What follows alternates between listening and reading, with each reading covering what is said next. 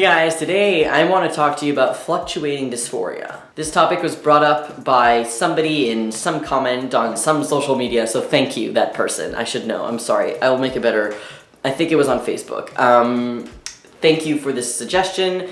I am interpreting maybe in a different way that you wanted me to talk about, but I want to talk about how dysphoria fluctuates with like your transition, and even if you're pre-T or pre-surgery or no surgery or no T or no bottom surgery, your dysphoria can fluctuate, and it's very confusing, and I feel like maybe having an open discussion about this can help people relate and not feel so alone, maybe? So the way that it's happened with me is that I feel like I had dysphoria, but I guess like we didn't really call it dysphoria when I was younger. I don't think I ever even saw that word, or if I did, like super dyslexic, didn't know how to say it. But I started T because I felt like I needed to be on T, and I had a lot of social dysphoria, and my body did not fit the way that I feel like it fit in my mind, and I also wasn't seen as who I wanted to be seen by society. So I felt like testosterone was the way for me to do it. While I was on testosterone, lots of things happened. My dysphoria kind of went away completely, and I did go off of T for after a year on T. I went off of T. Sorry, I went off hormones for 8 months, and I felt like because my dysphoria had like been managed and like was okay, and I was like feeling really good, and it was fine, that like going off of T would be okay.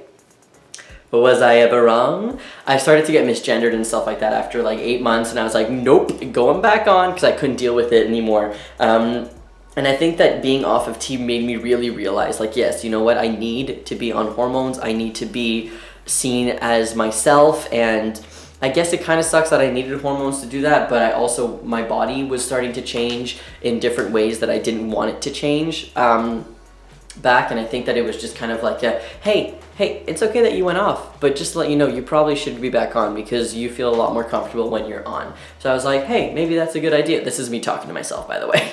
If you don't know what changes happen when you go off of T, I made a video about that. You can check it out right here. I'll put the link. But that, I mean, after I went back on T, I was fine. I had no chest dysphoria. So that's what I want to focus on right now, is chest dysphoria. When I started to pass again and like start to really blend into society where people didn't even know that I was trans or queer, I started to get like super dysphoric about my queer identity and not being seen as part of the queer community. So I think that I started to like really understand how society works in terms of how people see you, and it doesn't matter how you identify, it only matters how people see you, and that's bullshit, and that's what sucks, and that's another soci rant for another soci day. Sociology, got it? Good. But chest wise, I think that my chest, I was completely fine with it. I did bind, and I wore a pretty tight binder for a very long time. I wore the tri-top white binder from Underworks. It was like a medium or something. And I did not like my chest, but I liked it in a sexual way.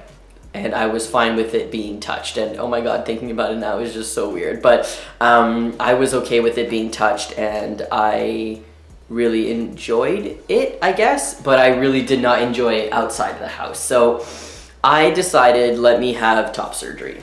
And I was getting kind of close-ish to the date, and I was like, you know what, I'm not ready. I can't do this right now. This is too fast. I can't do this. So I decided to cancel it. This is when I was 21.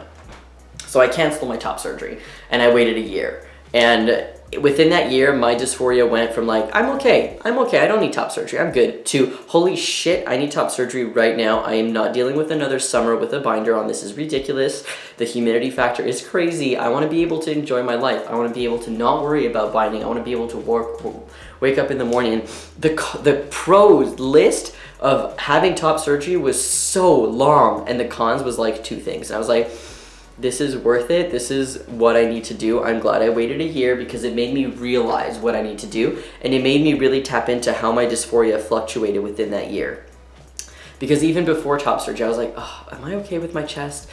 Should I have top surgery? It was very confusing. I'm like, but I already paid, what do I do? But I decided to have top surgery anyways, because I knew that in the long run, this is what I wanted and this is what I needed. And I'm so glad that I did, because it is true. This is what I wanted and this is what I needed. So after I had top surgery, I didn't have any more dysphoria related to my chest, and it was so amazing. And honestly, like, I don't want to rub it into anyone who hasn't had top surgery, but it is like, when you know you need it and then you get it, it just feels like all those years where you were suffering. I wore a binder for 5 years or something like that.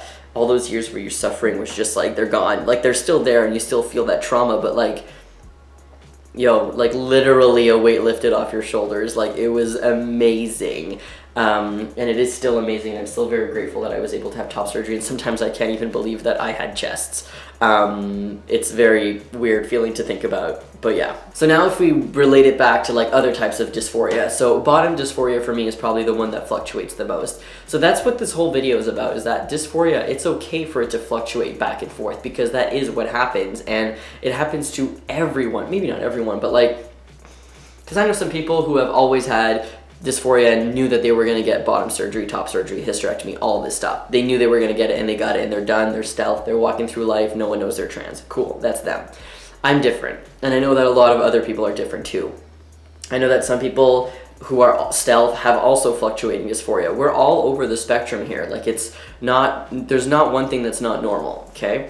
So for me, it was hard because no one talked about this, so I didn't know it was okay to like, I want bottom surgery so badly right now, and then I don't. And it would come in waves. And then there's these groups on Yahoo that you can access pictures and stuff like that. And it was like, I would go through these phases where I would just look at every single picture that I had already looked at like months before, when I had another one of these phases, and I would just want bottom surgery so badly, but then I wouldn't want to do it, and I wouldn't want to go. And it wasn't because, oh, I don't like the result. It wasn't like that at all. It was just, I'm not ready, or I don't think I have enough bottom dysphoria to do this, or blah, blah.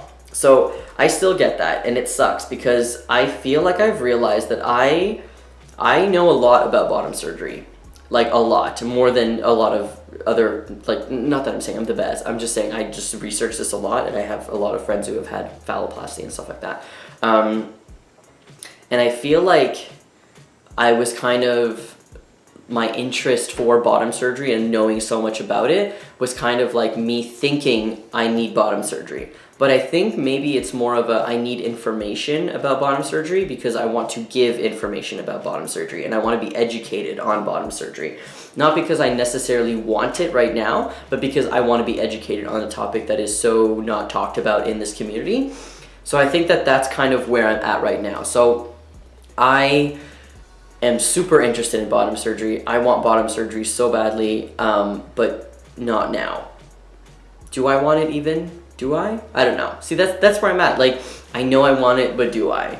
And it sucks to be kind of in that like middle place where like, yes, I want it, but no, I don't want it. And it has nothing to do with results or sensation. I have so much information about that.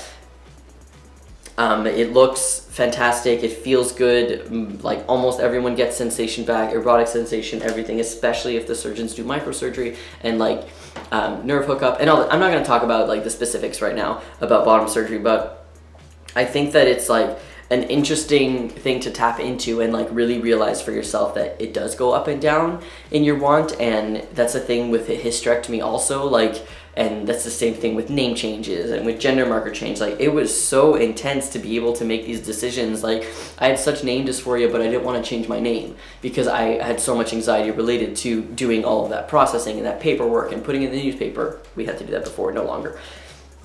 But I think that all of that was worth it, and I just feel like right now worrying about bottom surgery, maybe my dysphoria just isn't bad, but then I have like really close friends who are like, I want bottom surgery yesterday, and I'm like, let's do it. Let's find you a way to get you bottom surgery. So maybe I should just like help people with information and then see where I'm at, because that's what I'm doing right now, and that's how I feel. Like, maybe I can get my like word across and how I feel and stuff like that. I don't know. I kind of feel like this video is all over the place again. I'm so sorry. I don't know if I'm making any sense. I think really the most underlying point to this video, which could have been a 10-second video, is it's okay if your dysphoria fluctuates.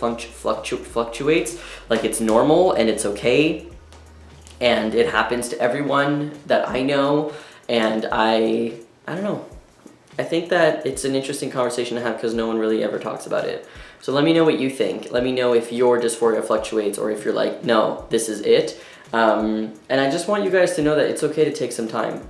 Like, if you're not sure, like, listen, I took some time off of tea and then I went back on because I realized I needed this.